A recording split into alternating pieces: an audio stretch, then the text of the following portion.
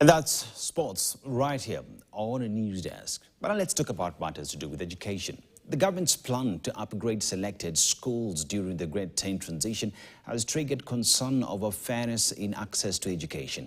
While intended to improve capacity and match learner choice according to the Ministry of Education, teacher unions warn it may deepen inequality by favoring already popular institutions.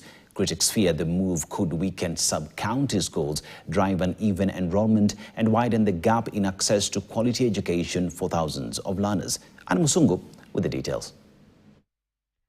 Teacher unions are raising alarm over widening inequality in access to schools, warning that the Ministry of Education's plan to upgrade already high-demanded institutions could entrench disparities. They argue the focus on popular schools risks sidelining others and deepening the scramble witnessed during the Grade 10 transition. The most important infrastructure in a school is a teacher, is the laboratory.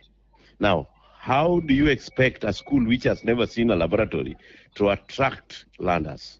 So we need to develop the capacity of all schools proportionately according to where they are and how the pathways that they offer. Concerns follow remarks by PS Basic Education Julius Bitok, who says the government is enhancing infrastructure in most selected schools during the transition, allow learners greater choice and prevent forced placement. The plan, he says, aims to align students' preference with capacity. Why don't we open up these big schools, build more classes, build more labs, build more dorms, so that we give an opportunity, this tradition of excellence, to more students, instead of denying them and trying to push them to go to some school somewhere.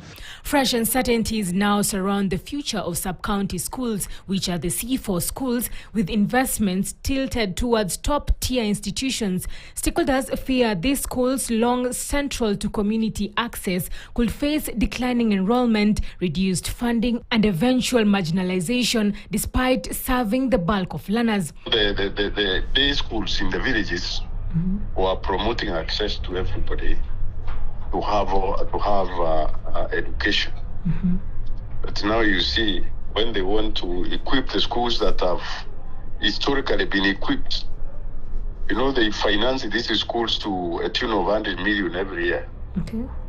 But the day schools have been left out. Kenya has 9,568 senior schools, 253 in C1, former national schools, 709 in C2, former extra-county schools, 1,373 C3, which were county schools, and 7,233 C4, which were sub-county schools. Data reveals a troubling trend. About 1,000 schools currently have no Grade 10 learners, while nearly 5,000 were not selected by the now Grade 10 learners. The main deterrent appears to be poor infrastructure and limited facilities, factors that continue to undermine confidence in these institutions.